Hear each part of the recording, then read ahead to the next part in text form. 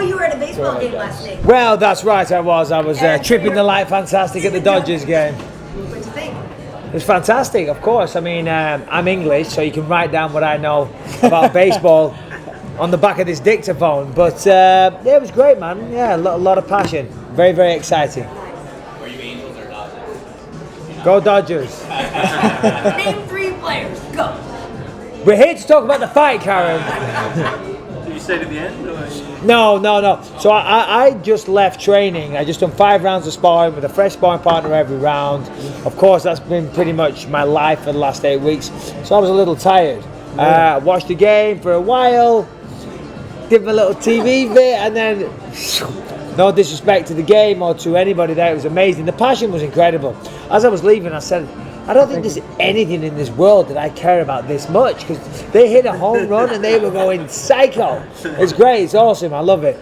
On the broadcast, they said not one person has left yet, and then some of the other commentators said until they went to my seat. I think I Yeah. There's 2 empty seats. Yeah. Sorry about that. Yeah. I had an emergency. I know. That's what they said. $10,000. That's great. That's great. I'm a very busy man. Hey, so TJ, obviously this has had such a build-up for so long. As you get closer, does the pressure build up for you more, or is at this point no more pressure because you finally just get to punch each other?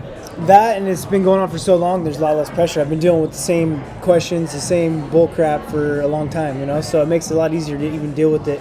All the drama is the same stuff, so it gets old not only for me but for everyone, so it makes it easier for me to deal with it. So what's your real team or your camp now? Because I know you've worked with Murillo down at Ruka with Mike here and stuff. Yeah. So you're still with Bang, but it seems like you traveled around a lot more for this camp. So what would you call your home base, or do you even have one right now? We're starting one. I'm starting a private gym in Anaheim called the Training Lab. So we've brought in a lot of good training partners into there, as well as coaches. Dwayne's been making it out 3-4 days a week, training with me out in Anaheim, living in Orange, and work with a new strength and conditioning coach. Got to work a little bit with Murillo towards in between my camps. So my camp was going to be in July, and then fight Demetrius in August, and then now, so I've been working with him down at Gracie Baja and Irvine. So it's been fun to mix it up and work with a lot of new coaches. I've kind of broadened my knowledge. Yeah, I was just going to ask, what do you think you got out of that? What's the benefit? I mean, I know how good Jason is. I've seen his work. I know how good he can be. Yeah.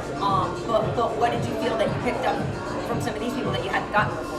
As long as you're willing to soak up the information and learn from anybody that it's worth learning from, it's going to help you out so much. I can become a new fighter. I can learn new tricks. I can add things to my game. I can be a completely new fighter if I wanted to when I come out, But obviously I'm going to use the things that work as well. I'm just kind of, always reinventing myself. I felt like my last 2 fights have been different than the past, and I'm always kind of switching up per my opponent. And the best thing to do is keep your opponent guessing. I feel like that's what makes you the best in the world. Mike, what have you seen, TJ? You've seen him get some work in, right? I mean, a bit more a while ago, more like further out from the camp, of course. When it gets to this stage, it's more specific and you're on your own. So, I mean, he was in there busting his ass, working his socks on. Because I said, hold on, the fight with Cody's off, right?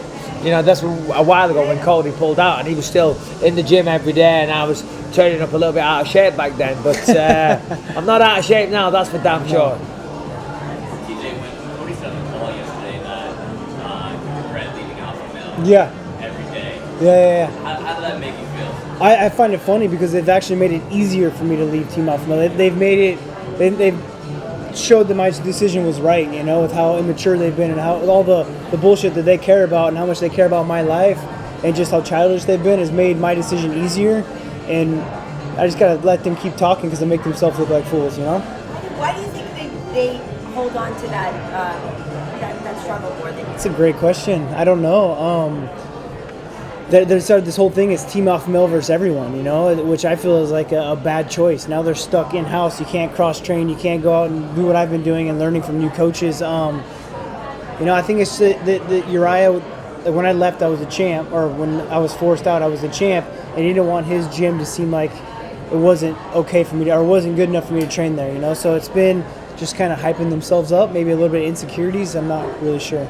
Mike, it's interesting because for you, and we know you have your issues with Wolf Slayer, and we know that you used to work out a lot with Mark guys down at Rain and stuff, but you kind of have been lone wolf, more so. Like what TJ's doing now, you've kind of always done in a way. Yeah. So why isn't that? How come you didn't want that team? How come you don't feel the need for them?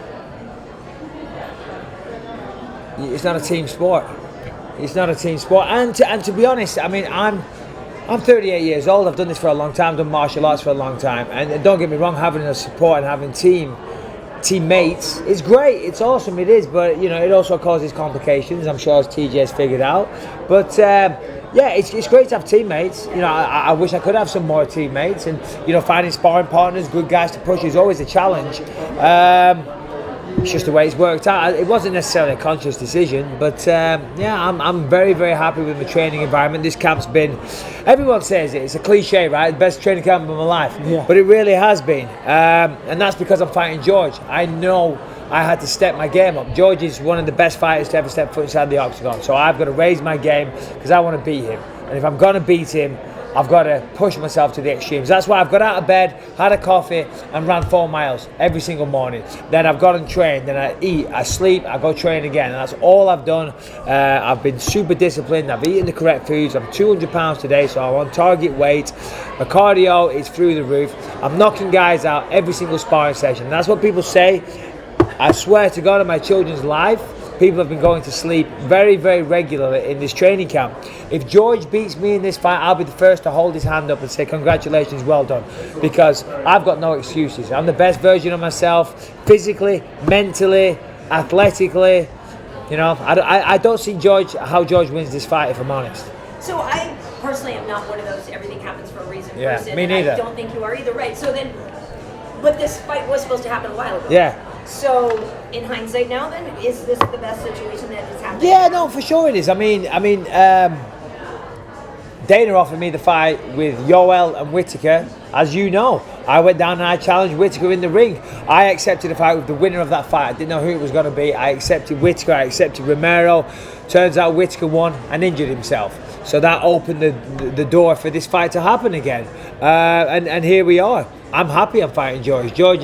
This is a hard fight. I know it's a hard fight. That's why I've trained the way I have. He's got a big advantage in the wrestling department. I've brought in some great wrestlers. You know, way better wrestlers than George. Of course, this is MMA, so it is different. But, you know, we'll see what the little lizard's got. We'll see what he's got. I mean, I'm ready for him. We'll see if he's ready for me. I'm hearing that his mentor, Christophe Madou, has walked away from the camp, doesn't want any part of it, says he's too slow, doesn't like the way he's performing. See, he's bulked up and got bigger, and you can see that he's got a little fat head, you know, the little rolls in the back of the neck that people get. He doesn't always have that, but he does now, and that slows you down. It slows you down so he can be as big as he wants. He's still going to be the smallest little shit that I've ever faced. UFC? No, I was just going to say, what have you done? I mean, you've been in this game for so long. How are you better at this age than you were like 10 years ago? What are the secrets? It's this, the mentality. I mean, physically, yeah, I'm still learning things. That's the beauty of mixed martial arts, right? There's always things to learn. But I'm controlling this way better now. I used to try and get angry before fights. Now I try and stay as calm as possible. And I do a good job of that. I mean, I'm an emotional wreck at times, you know, and but this training camp, well, ever since the last couple of years, we've worked with Jason Perillo. Yeah. But our best work is done after the training, when we sat down and I'm dying and I'm covered in a pool of sweat, and we talk, and he gets into my mind, and we talk about the emotions of fighting. So it's one thing to do it in the gym, and then it's another thing to cross that over into sparring, and then from the sparring to the fight, and it takes time. You know, it's a very physical sport, but the mind controls everything, you know, and I've just matured at 38 years old. I guess it had to happen sometime. For both of you guys, UFC waited a long time to get big events in New York and Madison Square Garden. Last year's one was obviously a big one. They've obviously put a whole lot into making sure this is a stacked card. Does this have a special kind of feel for you guys? I know you focused on the fight at hand, but is this event in general have a special kind of feel for you? Go ahead, TJ. Absolutely. You know, I think it's the biggest fight arena you can fight in, really. You know, from being a fan of just fight sports in general. It's and I was there when the last UFC was there, and it was a very good environment. And I'm excited to put on a show in front of all the fans there. Yeah, obviously being English, I'd never been to Madison Square Garden. It's a long trip to watch a boxing fight or whatever. But last year when they had UFC 205 with Conor, I was there doing the Fox thing, and the whole thing was about Madison Square Garden, such an iconic arena, and we had to talk about that and hype that up on Fox. And realistically, in my mind, I'm thinking,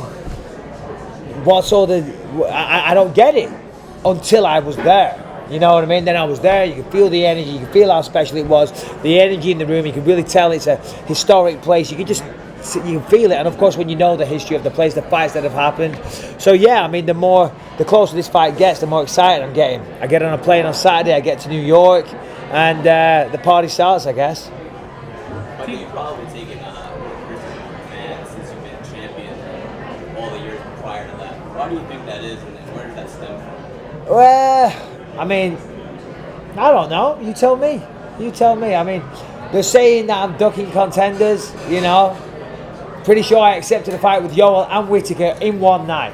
Do you know what I mean? So they're the ones that couldn't make it to the octagon, not me. So they say I'm fighting a blown-up welterweight. I guess I am fighting a blown-up welterweight, but that's not my choice. That's the UFC's choice. So, I open my mouth, I say things. It is what it is. Is supposedly going to be in New York next week too. I should think so. Yeah. So I should think so. What would you say to him afterwards? I'd say open his fucking mouth and let's sell a fight. Yeah. Because he's boring. He's a great fighter though. He's a great fighter. He's a nice guy. But come on, what did he do? Him and Yoel, two great fighters, 125,000 pay-per-view buys. No one wants to watch them.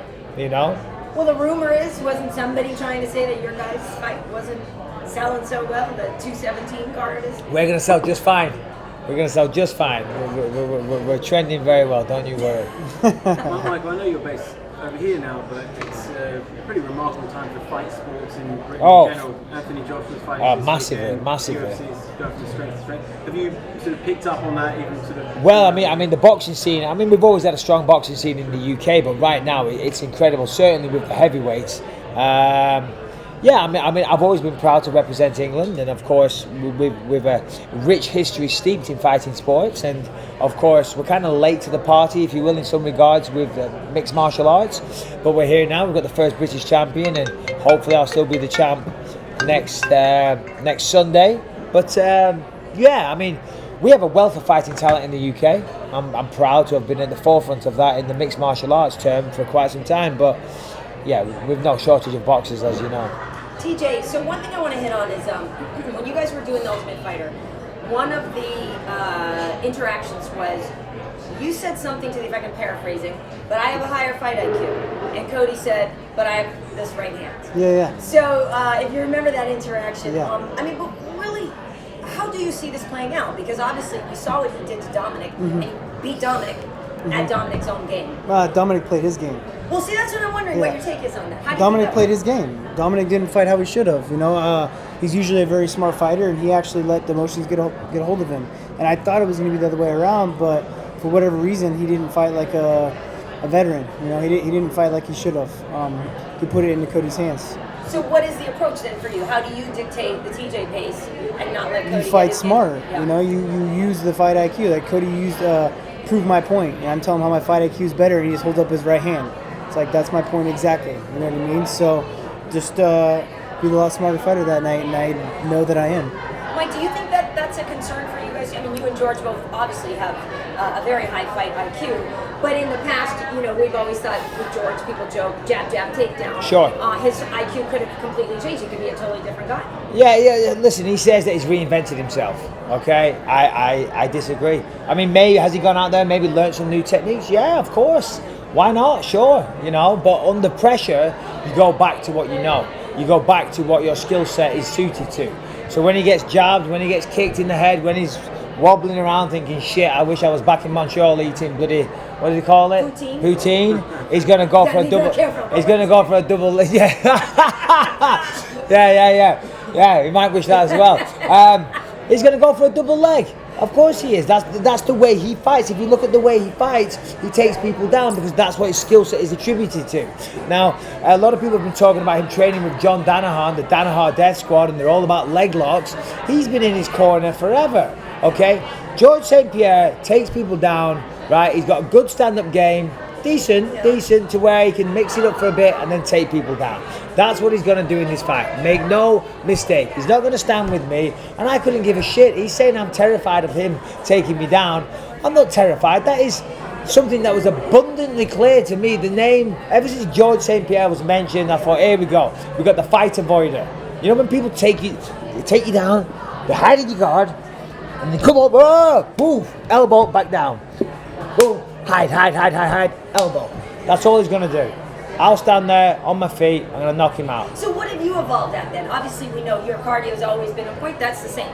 Where has Michael Bisping improved? You're 38, I could say the same thing about you. You're the same of course. guy. Absolutely, yeah. Well, my wrestling's definitely got better because I've had to for George. You know, my takedown defense is way better. We brought in these two wrestlers, I forget their exact credentials, but I've never wrestled with anyone quite so ridiculously good in my life, to be honest. It was very humbling. These two college kids, they threw me on my head all over the place.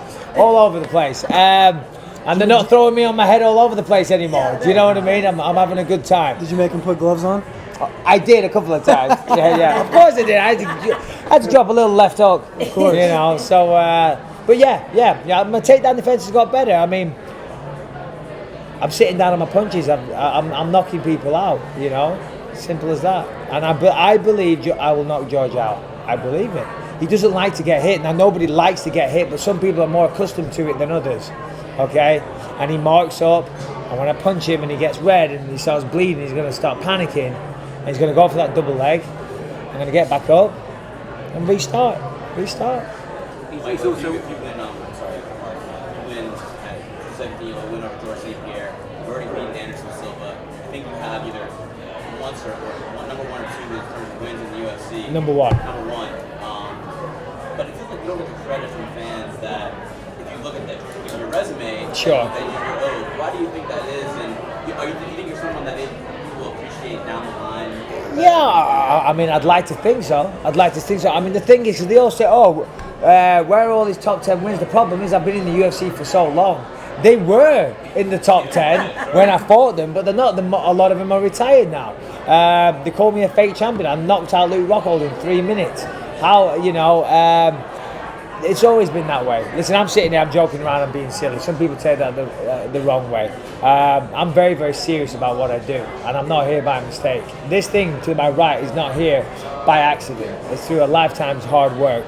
And will they give me respect down the line? Maybe, maybe not. Honestly, I couldn't care less. And I said this at the press conference in Vegas, and you're all very fine journalists, but your approval is not what I'm looking for.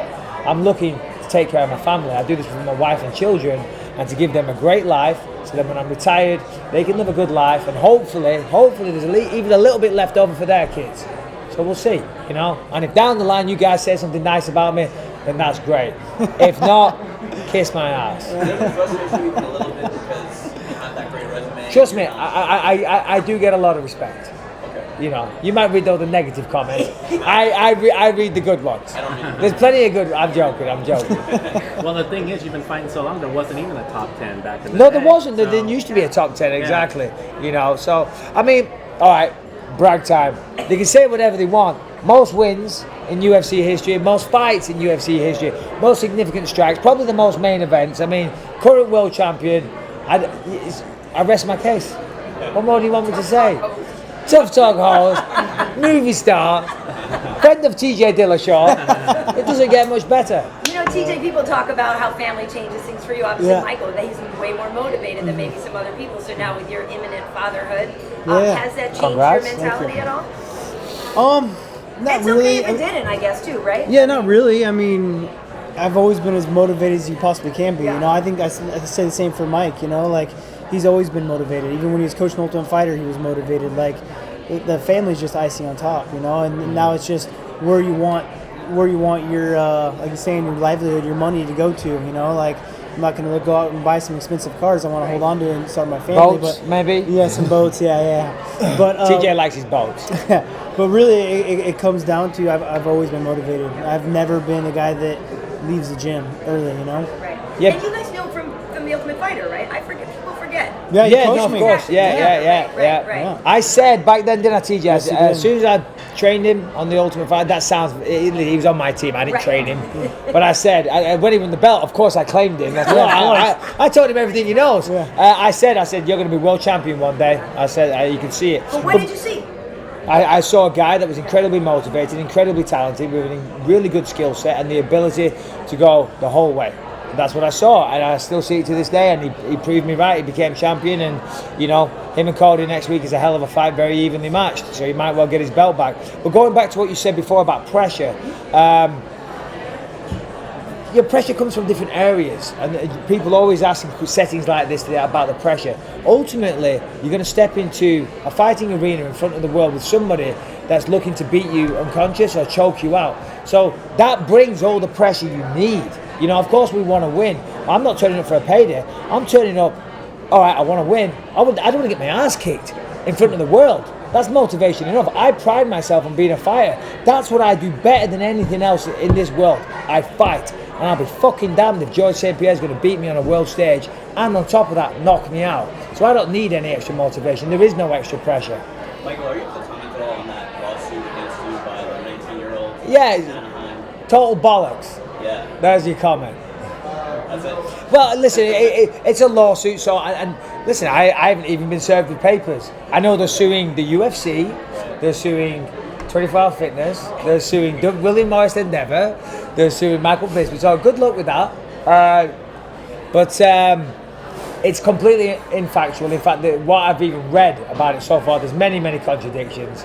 So, but I mean, I obviously it's a lawsuit, so I don't want to say too much, but I can just say, I'm not losing too much sleep, and it's not correct.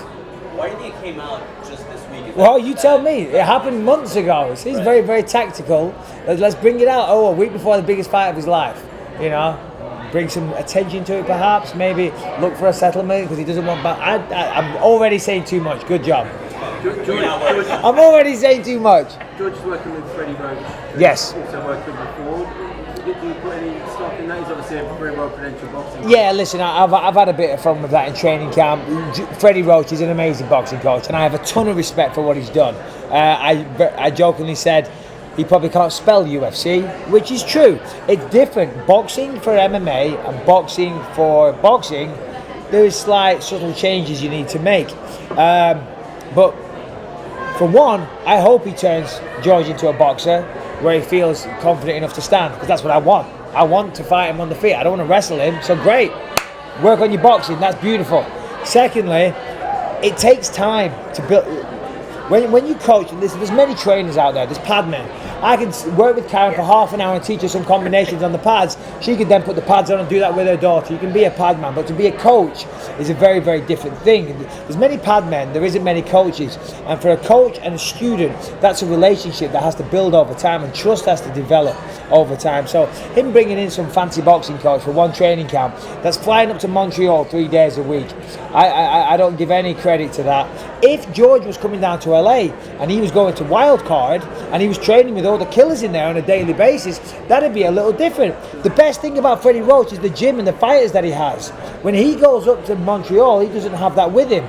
It's like in Rocky when he goes down and he trains with all the all the guys. He went in there and he's getting his ass kicked. But no, he's bringing Freddie up to Montreal. They're sitting in restaurants. They're having eggs Benedict. Good for you. TJ, Cody has said when you guys were teammates that he never really liked you that much. He didn't feel like you guys were friends. Do you remember how you viewed him when you were both there at the same time? Yeah, we weren't really friends. We didn't hang out outside the gym. He was a hungry kid coming into the gym. I had the belt at the time when he was coming in. I was coaching practices. I was holding mitts for him and stuff before his first couple UFC fights. But other than that, it was just strictly business. He was a training partner. We didn't really spend any time outside the gym. You didn't have any feelings on him? Who's this kid coming to the gym? No, man, we had a lot of people doing that, We had a lot of people coming in, going out, a lot of the guys traveling the world to come and train with us, which is part of why they're such hypocrites, is that they're allowing all these people to come in and train and leave, but as soon as I do it, I'm the enemy, so it's kind of crazy. Do you think he'd be really good when you first saw him? He was talented, he's a reactive athlete, he's quick, and he definitely had some fire, For you fighting the guy that's undefeated and you fighting the guy who hasn't lost in 10 years, even though he's been off for 4. How difficult is it to try to establish and know that you have a surefire route to victory when this guy hasn't really lost in the octagon? How do you do that? It's easy, man. I mean, everyone's got to put their pants on one leg at a time, you know. But then also, I've trained a lot with this guy. You know, I know his holes. You know, I've seen him, and I can pick apart tape. You know, everyone's beatable. I mean, I proved that when I fought Barao. I mean, everyone thought he was unbeatable. You know, I was an 8-1 underdog. And I went in there and proved that there was holes in his games, and I knew that they were there from the beginning. I was saying it from the very beginning. You spoke about... Hold on, can I answer that question as well? I'm Googling George St. Pierre to bring up his Wikipedia page, and I'll give you the answer. Because if you look at George St. Pierre's record, and I shouldn't downplay George St. Pierre, because really I should play him up and say, oh, it's the toughest fight of my life, he's amazing, I've really got my hands full here. And I have got my hands full here, but if you look at his record, I don't know it off the top of my head, that's why I'm looking at it. But he's fought a lot of the same people over that period. He's fought them multiple times. And if you go through the opponents, I mean, BJ Penn, who he fought twice or 3 times, I'm not sure, he's a featherweight, right? All right, Johnny Hendricks, you know, I mean, look at Johnny Hendricks these days, but still, Nick Diaz is a welterweight. Carlos Condit, oh, that's a good win. Josh Koscheck, Dan Hardy, Thiago Alves, lightweight, BJ Penn, featherweight, you know, Matt Serra, lightweight. These are all smaller guys. You know, it's easy for him to go in there. Back then, it was like, oh, George is 190 pounds and he's cutting down to welterweight and he's fighting guys that are coming up in weight. You know, so he always had that strength and size advantage. Now, he'll probably be stronger than me in this fight. I don't doubt it, because he lifts a lot of weights and, you know, he's doing his amino acids every morning and this and that. Do you know what I mean? He's a real athlete.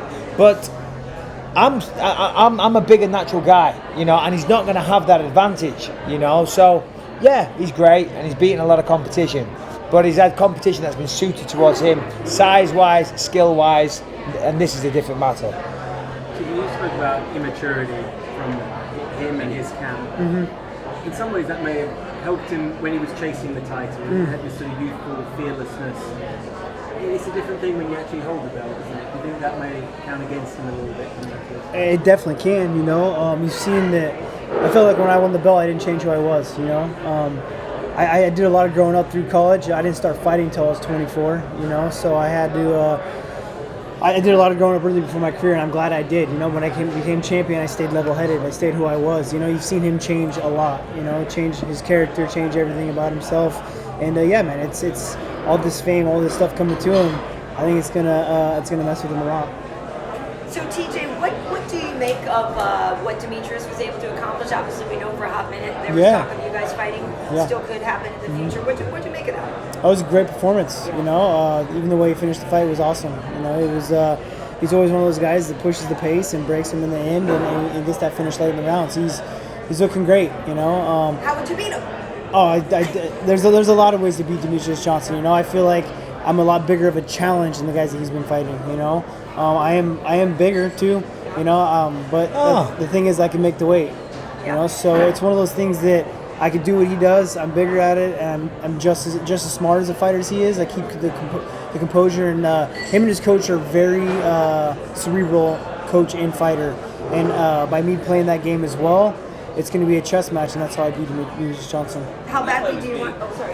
Yeah, no, I was just going to say how badly do you want that to happen? I mean, it'd be amazing. He's the pound for pound kingpin right now. You know, like you beat him, you're taking over the throne. That's the plan. I mean, that's why we're doing this. You know, that's why he's champion of the world. That's why I'm going to get my belt back, and I want to be pound for pound best in the world. And that fight was being talked about. Did you start kind of dieting down, ties down to see if you could make weight? Yeah, I was told it was going to happen. So I was supposed to go to the press conference for my fight in July. Found out I wasn't going, so I knew something was fishy. I hit Dana up instantly. I was like, what's going on? He told me that Cody was going to Germany to get something done for his back, you know, and so I told him, I was like, look, if Cody can't fight, I want to fight for the title. I want to fight Demetrius Johnson. You know, he's up for this record-breaking fight. It would be huge. I can make the weight. He says, good, I love it. That's what's next, you know. He told me, I think I had 3 weeks from when I told it wasn't happening from when it was happening. I was waking up at 154 from the beginning, then I was waking up at 140 3 weeks in. I was still 9 weeks out from the fight. I was waking up at 140 pounds, you know. So I've taken diet real serious since I've been down to Southern California. I met a new strength and conditioning coach as well as nutritionist, pretty much just a scientist with how he's developed my body. And I've been able to boost my testosterone levels over double with just the way I've been eating and training. So it's been cool to see, and it's definitely a great possibility to make in 25s. Michael, you said a couple times during this whole promotion that you think steroids at one point maybe still was on there. What makes you say that? Because he's been very vocal like against steroid users, kind of like you have. What makes you think that he was on? I mean, he retired when USADA was implemented. That for one is a red flag. And I've heard things. I don't want to step outside the circle of trust, shall we say? You know. So, I've heard things, and when I was told these things, they said, "Didn't hear from me." And please don't say you said this. So I'm not going to betray them. But I've heard some things. You know, but whatever. You know, is he on them now? Definitely not. It can't be. You saw it. I mean, I've been tested a bunch for this camp. I'm assuming George has as well. But I feel like he was taking them in the past. I feel like he was, yeah. And I think when you look at him, you can see that. But I'll guarantee he's a clean athlete now. In the past, maybe. If what I was told is true, maybe. But I don't want that to be the narrative of this fight. You know, obviously I'm going to say that because it's kind of the prick I am. But the narrative is that I'm fighting one of the most dominant fighters of all time, you know, and I'm very excited for the challenge. I mean, to beat Anderson, to beat GSP, to add him to all the other names that I've beaten, yeah, that made me a happy man. Mike, I know they were asking before about your retirement because you had mentioned it. Yes. As we know, though, you do okay, and you have 3 children. I do. Approaching college. I do. How much longer do you want to do? You say you feel great, but how much do you want to be a 42-year-old fighter? No, I don't want to do that because, I mean, I've got some things going on outside of fighting, but I said that prior to this training camp because my wife wants me to retire. You know, I've done this for a long time. She wanted me to retire after the Luke Rockhold fight. She said, if you win, great. If you lose, please retire. But if you win, what a great way to retire. I'm like, babe, that's when we finally start earning some goddamn real money. Do you know what I mean? It's not my financial advisor be like, what are you doing? So it doesn't make sense. But I'm 38 years old. I've achieved everything I wanted to achieve. Now, of course, it's about stacking as many chips as I said. But you got to know when to walk away as well. George walked away. He shouldn't have walked back. You know, because he could have retired as a legend, he retired as champion, and now he's coming back, so his retirement is out the window. I don't want to be that guy. I don't want to be the guy that sticks around too long. You know, you see it, they're all getting knocked out and this and that, and you think, oh, walk away. I don't want to be that guy. I've still got a few brain cells left. I'd like to hang on to them. I do enjoy this though. This training camp for me, I enjoyed it so much. I was like, oh. So listen, I did say that this might be my last fight, but after this one, I feel like I have to unify the belts. Even though it's not unify the belts, I'm the undisputed champion. There's a little Mickey Mouse belt floating around. There's no need for that belt whatsoever, you know. But I get it. They want to sell pay-per-views. Throw an interim belt on there. So you know, maybe I'll fight one more. Fight Robert Whittaker in Manchester or London. And then maybe call it a day. Who knows? We'll see. Why was it so fun? Because it was George's opponent? No, just because I love doing this. I love doing this. I mean, you know, we work at Fox. I do a bit of acting here and there. I do this, and I have fun, you know. But this is what I love to do. This is what makes me feel alive. Going into the gym, even though I'm tired and I'm sore and I want a cheeseburger so bad. Walking into the cage and sparring and performing well gives me the highest high, the biggest rush that you could ever imagine. That does it for me. That turns me on. And I've loved this entire training camp. Was there a point before that you ever did consider leaving? Like, you know, what's in this for me anymore? Back in the Yeah, I mean, listen, you know, we're prize fighters. We do it for money. Anyone that says they don't is an idiot, you know. I do this for money. And right now, the money's good. So it keeps me around, you know. Now, I'm not only here for that. As I just said, I love it. I'm passionate about it. But I like to get paid. I'm a working class guy from the northwest of England. I'm out here living in California. I've got the world belt on my side. Fuck. Why would I want this to end? I've got you guys listening to all the bullshit that comes out of my mouth. You know, I love having an audience. I hope so. I bloody well hope so. You know, come on, George, say something. Biggest show person?